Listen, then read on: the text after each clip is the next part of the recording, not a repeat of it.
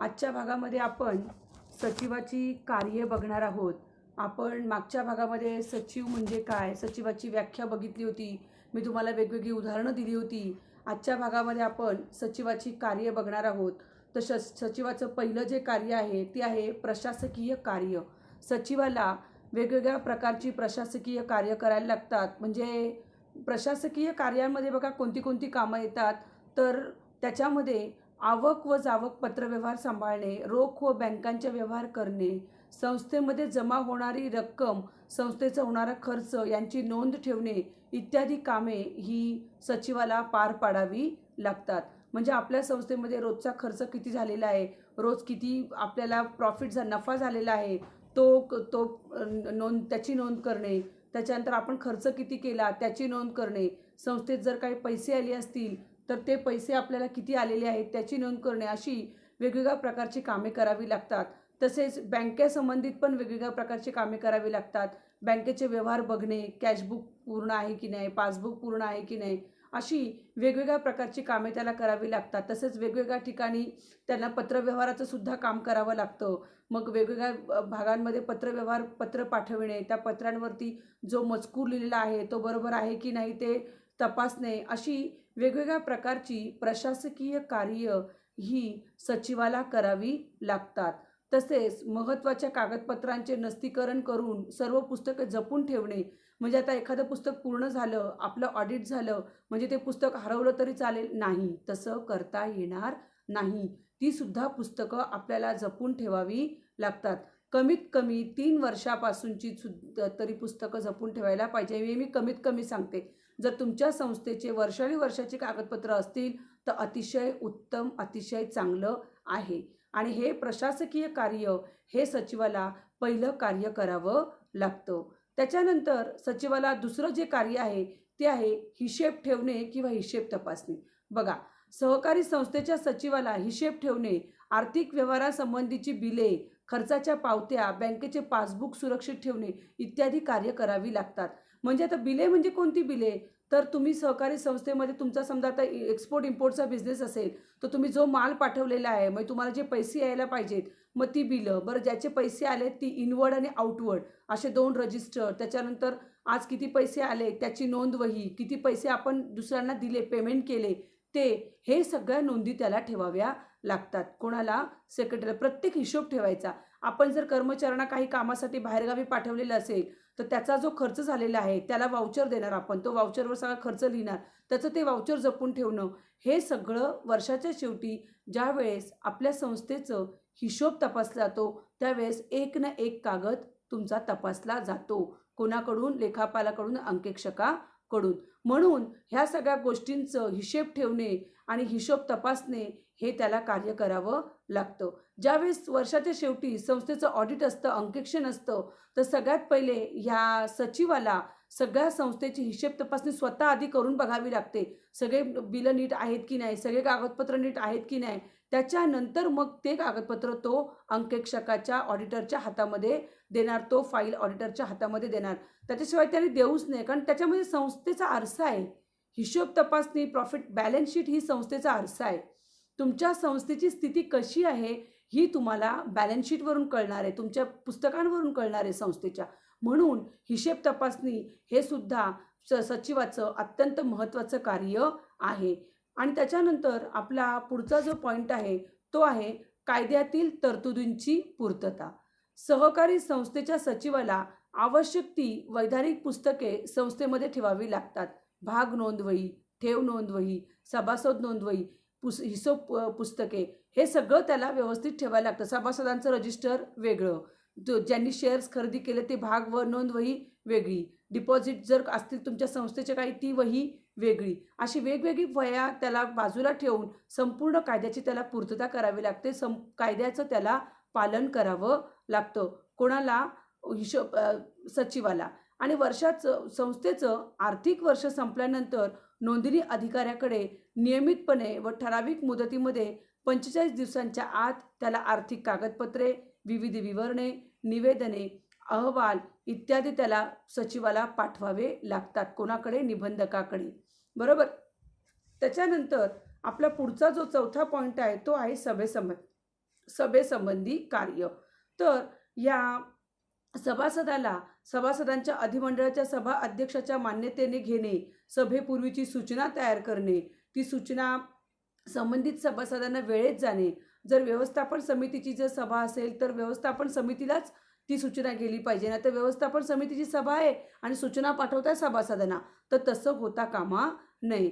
तर तुम्हाला काय करावं लागेल, संबंधित व्यक्तींनाच योग्य त्या सूचना गेल्या पाहिजेत आणि व्यवस्थित जी तुम्ही मीटिंगचा कालावधी दिला आहे त्या कालावधीतच तुम्ही मीटिंग घ्यायची आहे. आणि मीटिंग घेतल्यानंतर जेव्हा मीटिंग चालू आहे तेव्हा सुद्धा सचिवाला बरीच प्रकारची कामे करावी लागतात. गणसंख्या बघावी लागते. जर गणसंख्या व्यवस्थित असेल तर सभा चालू ठेवावी लागते आणि जर गणसंख्या व्यवस्थित नसेल तर सभा तहकूब होते. तर गणसंख्या म्हणजे काय, तर गणसंख्या म्हणजे संस्थेला एकूण किती लोक प्रेझेंट आहेत, उपस्थित आहेत, ती उपस्थितांची संख्या. मग ती जर व्यवस्थित असेल तरच तुम्ही मीटिंग घेऊ शकता, नाही तर तुम्ही मीटिंग घेऊ शकत नाही. म्हणजे गणसंख्या बघणे. नंतर ज्यावेळेस तुम्ही जे ठराव पास करता तर ठराव पास केल्यानंतर तुम्हाला ते इतिवृत्त पुस्तकामध्ये लिहावे लागतात. मग ते इतिवृत्त पुस्तक लिहिणे, तयार ठेवणे, ही सगळी कामं सचिवाला करावी लागतात. म्हणजे सभा सुरू होण्यापूर्वी पण त्याला काही कामं करायला लागतात, सभा चालू असताना पण त्याला काही कामे करावी लागतात आणि सभा संपल्यानंतर पण त्याला काही कामे करावी लागतात. कोणाला? सचिवाला. त्याच्यानंतर आपलं पुढचं कार्य आहे सभासदांसंबंधीची कार्ये. आता बघा, सभासद हा तुमच्या संस्थेचा कोण आहे? मालक आहे. आणि त्यांच्या संदर्भातली कामं कोणते? तर सभासदांना संस्थेबद्दलची माहिती देणे, त्याच्यानंतर त्यांच्या पत्रांना उत्तर देणे, सभासदांचे अर्ज स्वीकारणे, भाग भांडवल हस्तांतरणाचे अर्ज व्यवस्थापन समितीपुढे सादर करणे, ही कार्य त्याला करावी लागतात. सभासदांना काही माहिती पाहिजे असेल तर तुम्हाला ती माहिती सभासदांना द्यावी लागेल. सभासदांना सांगावं लागेल तुम्हाला 8 दिवसाच्या आत आम्ही ही माहिती देतो. त्यांना जर त्यांचे भाग त्यांच्या दुसऱ्यांच्या नावावर ट्रान्सफर करायचे असतील तर तुम्हाला सचिवाला ते सुद्धा कार्य करावं लागतं. व्यवस्थापन समितीपुढे ते ठेवायला लागतात अर्ज, की ह्या सभासदाला त्यांचे भाग हस्तांतरण करायचे आहेत, अशी कार्यक्रम पत्रिका तयार करणं, अशी वेगवेगळ्या प्रकारची कामं ही कोणाला करावी लागतात? सचिवाला सभासदांसाठी करावी लागतात. आणि त्याच्यानंतर सभासदांकडून भाग भांडवल गोळा करणे, सभासद शुल्क, देणगी स्वीकारणे, ही सुद्धा कामं कोणाला करावी लागतात? ही सुद्धा कामं सचिवाला करावी लागतात. त्याच्यानंतर आपलं पुढचं कार्य आहे व्यवस्थापन समिती संबंधी कार्य. तर व्यवस्थापन समिती संबंधी कार्य कोणती कोणती असायला पाहिजेत? तर संस्थेची ध्येयधोरणं ठरविणे हे व्यवस्थापन समितीचं कार्य आहे. आणि ज्यावेळेस संस्था व्यवस्थापन ध्येयधोरणं ठरवते त्यावेळेस त्या ध्येयधोरणांची अंमलबजावणी करण्याचं कार्य कोणाचं आहे? अंमलबजावणी करण्याचं कार्य हे सचिवाचं आहे. आणि संस्थेने जी उद्दिष्ट ठरवून दिलेली आहेत ती उद्दिष्ट पूर्ण करणं, वेळेत पूर्ण करणे, हे सुद्धा त्याचं अत्यंत महत्त्वाचं कार्य आहे. आणि ही झाली आपली सचिवाची कार्ये पूर्ण. आता पुढचा जो आपला टॉपिक आहे तो आहे आदर्श सचिवाचे गुण. बघा, तुम्हाला परीक्षेला सचिवाची जबाबदाऱ्या, सचिवाची कार्ये किंवा आदर्श सचिवाचे गुण यातला एखादा, म्हणजे आदर्श सचिवाचे गुण किंवा सचिवाचे कार्य यातला एखादा तरी तुम्हाला भाग परीक्षेला विचारला जातोच. तर मग आदर्श सचिवाचे गुण आपल्याला आता बघायचे आहेत. तर आदर्श सचिवाचे गुण बघताना सगळ्यात पहिला त्याचा गुण आहे प्रभावी व्यक्तिमत्व. हा जो सचिव आहे तो टापटीप, वक्तशीरपणा, शांत व संयमी असला पाहिजे, दुसऱ्यांचं ऐकून घेणारा पाहिजे आणि त्याच्यामध्ये शिष्टाचार असला पाहिजे. हे सगळे गुण प्रभावी व्यक्तिमत्वामध्ये टापटीपणा पाहिजे, वक्तशीरपणा पाहिजे, दुसऱ्यांचं ऐकून घेणं पाहिजे, त्याच्यानंतर शांत व संयमी स्वभाव पाहिजे, हे गुण सचिवाकडे पाहिजेत. आणि त्याच्यामध्ये नंतर कारण त्याच्या आचार विचारातूनच त्याचे आपल्याला त्याचा प्रभाव पडतो. आणि जर तो सगळ्यांशी मिळून मिसळून राहिला तरच संस्थेचं काम चांगल्या प्रकारे होईल. म्हणून प्रभावी व्यक्तिमत्व हे आदर्श सचिवाचा पहिला गुण आहे. दुसरा गुण आहे कल्पकता. बघा, कल्पकता म्हणजे काय, तर नवीन कल्पना व पद्धतींचा वापर करणे आणि बौद्धिक कुवत असली पाहिजे. नवीन कल्पना त्याला सुचल्या पाहिजेत आणि त्या सुचवून त्याने त्या वापरल्या पाहिजेत. हे बौद्धिक कौशल्य सचिवाकडे असलं पाहिजे. आणि संस्थेची कार्ये कमी खर्चात, कमी वेळेत आणि योग्य प्रकारे पार पडणे हे सचिवाला जमलं पाहिजे. हे कल्पकता हा आदर्श सचिवाचा आपला पुढचा गुण आहे. त्याच्यानंतर पुढचा गुण आहे संभाषण कौशल्य. तर ह्या आदर्श सचिवाला चांगला सुसंवाद साधता आला पाहिजे, सगळ्यांशी व्यवस्थित बोलता आलं पाहिजे. म्हणजे त्याचा वेगवेगळ्या लोकांशी संबंध येतो, टॉप टू बॉटम. त्याला रोज सभासद भेटतात, सहकारी भेटतात, त्याचे व्यवस्थापन समितीची लोक भेटतात, परत बाहेरून कोणी जर नवीन आले असेल तुमच्याकडे ते सुद्धा त्याला भेटतात. तर त्याला बोलताना प्रत्येक विषयावर तारतम्य ठेवून बोलले पाहिजे. काहीही बोलून त्याला चालणार नाही. त्याला बोलताना तारतम्य ठेवले पाहिजे. समयसूचकता पाळून आत्मविश्वासाने मते मांडण्याची कला त्याच्याकडे पाहिजे. आत्मविश्वासाने आपलं मत मांडता आलं पाहिजे आणि वेळेतच. नाहीतर तुम्ही मीटिंग सांगता 2 तासाची आणि तुमचा सचिव हा 2.5 तास एकटाच बोलत राहिला तर मग ती समयसूचकता म्हणता येणार नाही.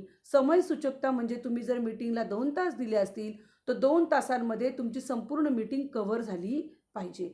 म्हणजे समयसूचकता हा गुण त्याच्याकडे पाहिजेच. म्हणजेच हे कशामध्ये येणार आहे? संभाषण कौशल्यामध्ये येणार आहे. हा त्याचा पुढचा गुण आहे. त्याच्यानंतरचा त्याचा गुण आहे व्यवसायाचे ज्ञान. आता वेगवेगळ्या प्रकारच्या सहकारी संस्था आहेत. पतपुरवठा सहकारी संस्था आहे, कृषी सहकारी संस्था आहे, त्याच्यानंतर तुम्हाला सांगते मी औद्योगिक सहकारी संस्था आहे, बँकिंग संस्था आहेत. मग यांना जर सचिव पाहिजे असेल तर ते त्या प्रकारचा सचिव नेमतील तर त्याला ते प्रॉपर ज्ञान असणार आहे. कृषी विभागाचा सचिवाला कृषीचं ज्ञान असलं पाहिजे. बँकिंग सेवा जर असेल तुमची, पतपुरवठा सहकारी संस्था असेल, औद्योगिक सहकारी संस्था असेल तर त्या सचिवाला त्या व्यवसायाचं ज्ञान असलं पाहिजे. जर ज्ञान कमी असेल तर त्यांनी ते घ्यावं, त्यांनी ते मिळवावं, स्वतःला असं त्यांनी संकुचित ठेवू नये. हा त्याचा अतिशय महत्त्वाचा गुण आहे, व्यवसायाचे ज्ञान. त्याच्यानंतर पुढचं आहे कायद्याचे ज्ञान. सहकारी संस्थेच्या सचिवाला वेगवेगळ्या प्रकारचे कायदे माहिती पाहिजेत. औद्योगिक कायदा, कामगार कायदा, मुद्रांक कायदा, मक्तेदारी व गैरव्यवहार कायदा, माहितीचा अधिकार कायदा 2005, प्रदूषण नियंत्रण कायदा, असे वेगवेगळ्या प्रकारचे कायदे त्याला माहिती पाहिजे. नाहीतर तुमची कंपनी आहे, तुमच्या कंपनीचा आवाज येतोय किंवा तुमचं पोल्युशन होतंय आणि सचिवाला हे माहितीच नाही आहे. जेव्हा कोणतरी तुमच्या संस्थेविरुद्ध कंप्लेंट करतंय तेव्हा सचिव म्हणतो, अरे मला हे माहितीच नाही. असं चालणार नाही. तुम्हाला प्रदूषण कायदा माहिती पाहिजे, तुम्हाला माहितीचा अधिकार जो 2005चा आहे तो माहिती पाहिजे. हे वेगवेगळ्या प्रकारचे कायद्याचे ज्ञान सचिवाला असले पाहिजे. त्याच्यानंतर सचिवाचा पुढचा गुण आहे पुढाकार वृत्ती. पुढाकार वृत्ती म्हणजे काय येणार बघा, जे काही योजना तयार केलेल्या आहेत त्या योजनांची कार्यवाही करणे आणि त्यात इतरांना बरोबर घेऊन जाण्याची आवश्यकता असते. त्यामुळे हाती घेतलेले कार्य यशस्वी होऊ शकते. त्यामुळे सचिवाला पुढाकाराची वृत्ती असल्यास त्याला संस्थेच्या कामात इतरांचे सहकार्य मिळू शकते. प्रत्येक काम करताना त्यांनी स्वतःहून म्हटलं पाहिजे की मी हे करतो, पुढाकार घेतला पाहिजे त्यांनी कामामध्ये. नाहीतर काय, मला जेवढा पगार आहे मी तेवढंच काम करायला बसेल, नाही, तसं नाही पाहिजे. त्यांनी स्वतः लिडरशिप घेतली पाहिजे की हो मी हे काम करेल आणि मी माझ्याबरोबर जे आहेत सहकारी त्यांच्याकडनं करून घेईल. म्हणजे आपल्याबरोबर इतरांना पण त्यांनी आपल्याबरोबर घेऊन जायचं आहे. अशी पुढाकार वृत्ती कोणाकडे पाहिजे? सचिवाकडे पाहिजे. हा त्याचा महत्त्वाचा गुण आहे. त्याच्यानंतर त्याचा पुढचा गुण आहे जनसंपर्काची आवड. बघा, हा जो सचिव आहे तो सगळ्यांना भेटत असतो. त्यामुळे त्याला जनसंपर्काची आवड पाहिजे. लोकांच्या भेटीगाठी त्याला घ्याव्या लागतात, अनेकांबरोबर चर्चा करावी लागते. त्यामध्ये इतर बाबतीतही इतर लोकांबरोबर त्याला मिळून मिसळून राहता आलं पाहिजे. चर्चा करणे, आनंददायी स्वभावाने व संभाषण चातुर्याने इतरांवर त्यांनी आपला काय टाकला पाहिजे? प्रभाव टाकला पाहिजे, छाप पाडली पाहिजे. आनंदी राहायचं, नेहमी एकदम खुश राहायचं आणि संभाषण चातुर्य पाहिजे, हुशार पाहिजे तो बोलण्यामध्ये आणि चर्चा करण्यात पण तो एक्सपर्ट पाहिजे. हे सगळे गुण हे कशामध्ये येतात? जनसंपर्काची आवडमध्ये येतात. आणि हे झाले आपले आदर्श सचिवाचे गुण. आणि त्याच्यानंतर आपला ह्या प्रकरणातला शेवटचा जो टॉपिक आहे तो आहे खजिनदार. तर खजिनदार म्हणजे कोण? तर हा सुद्धा संस्थेचा एक महत्त्वाचा पदाधिकारी आहे. ज्या व्यक्तीकडे संस्थेचे हिशेब ठेवण्याची व आर्थिक व्यवहाराची जबाबदारी असते त्या व्यक्तीला आपण खजिनदार म्हणतो. बघा ना, नावातच येते ना खजिनदार. खजिनदार म्हणजे काय? पैसे ज्याच्याकडे असतात, जो पैशाचे व्यवहार सांभाळतो ती व्यक्ती. मग तो खजिनदार काय करतो, आपल्या संस्थेची हिशेब पत्रके, ताळेबंद याच्यावर सह्या करतो. नुसत्या सह्या नाही करत, आधी त्या तपासतो, त्या बरोबर आहेत की नाही ते बघणार, ही त्याची जबाबदारी आहे, कारण तो तिथे सही देतोय. मग आर्थिक व्यवहाराची जबाबदारी असते खजिनदाराकडे आणि त्याच्यावर तो सह्या करतो आणि खजिनदाराचा संबंध हा बँक व्यवहाराशी येतो. बरोबर आहे. खजिनदार म्हणजे काय, जो आपला खजिन्याचा सांभाळ करतो तो खजिनदार. मग त्याचा बँक व्यवहारांशी संबंध येतो. धनादेशाच्या नोंदी तपासणे, बिले व पावत्या तपासणे, वार्षिक अंदाजपत्रक, खर्च, शिल्लक रक्कम यांचा पडताळा घेणे, ही अशी वेगवेगळ्या प्रकारची कार्य ही खजिनदाराला करावी लागतात. आणि आपला ह्या प्रकरणातला हा शेवटचा पॉईंट होता आणि आता आपलं हे प्रकरण संपलेलं आहे. तर आता तुम्हाला काय करायचं आहे, तुम्हाला आता हे जे धड्याखाली आपल्याला 17व्या पेजवरती हे जे तुम्हाला फरक स्पष्ट करून दिलेले आहेत ते तुमच्या होमवर्कच्या वहीमध्ये तुम्ही लिहिणार आहात. आणि पाठीमागे पण आहे एक फरक स्पष्ट करा 18 नंबर पेजवरती, अध्यक्ष आणि सचिव, तो पण तुम्हाला तुमच्या होमवर्कच्या वहीमध्ये लिहायचा आहे. आणि अशा प्रकारे आपलं पहिलं प्रकरण संपलेलं आहे. मी अशी आशा करते की तुम्ही सगळेजण पहिल्या प्रकरणाचा व्यवस्थित अभ्यास कराल आणि व्यवस्थित तुम्ही सगळे लेक्चर अटेंड कराल. थँक्यू.